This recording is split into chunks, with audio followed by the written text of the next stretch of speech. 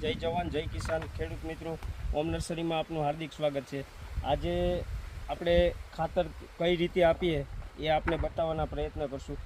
કારણ કે વરસાદી વાતાવરણમાં જે છોડની ક્ષમતા ઘટતી હોય અને ગુણવત્તા જે ઘટતી હોય એના માટેના પ્રયત્નો જે ખાતરથી અમે આપીએ છીએ, આપ જોઈ શકો છો એ આ રીતનું ખાતર થડથી થોડું દૂર ખાતર દેવામાં આવે છે। કારણ કે આ ખાતરનો રાઉન્ડ પૂરો થાય એટલે વધીને 10 દિવસમાં બાંધકામ ચાલુ થાય છે। બાંધકામ કર્યા પહેલાં ખાતરની જે પ્રક્રિયા છે એ બતાવવી પડે છે। કારણ કે જે સાઇન લાગે છે, સાઇન લાગ્યા પછી આમાં એન્ટ્રી નથી કરાતી। કારણ કે જેથી એન્ટ્રી કરીએ તો આ છોડ કોઈ પણ હલવાનો તો એની સાઇન જે ડેમેજ થવાના શક્યતા રહે છે।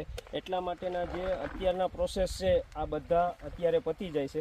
ખાતરની જો વાત કરીએ તો આપણે એક કાર્બન ડાયોક્સાઇડનું એક ખાતર છે એ આપીએ છીએ। કંપનીનું નામ અમે ના આપી શકીએ। એક 20-20-013 છે, એક એ આપી દે છે, અને એક ઝીંક અને બોરણનું જે મિશ્રણવાળું ખાતર છે। આ 3 જાતના ફર્ટિલાઇઝર આપણે અત્યારે દઈએ છીએ, જેથી કરીને છોડને જે ક્ષમતા ઘટતી હોય તે બધી પ્રોવાઈડ કરે છે। કારણ કે જો સાઇન લાગ્યા પછી તો કોઈ પણ વસ્તુ એમાં કંઈ થવાની નથી। દવા આ તે કોઈ પણ વસ્તુ છંટકાવ થતો નથી। એનું કારણ છે આપ જોઈ શકો છો ખાતર કઈ રીતે નખાય છે।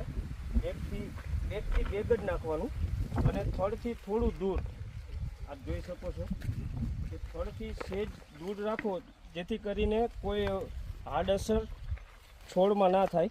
થડની નજીક તમે નાખો તો એને ગરમ થવાના પણ ચાન્સ રહે અને થડ ઉપર જે કાળા ડાઘ પડે છે એ ખાતરના જ પડે છે।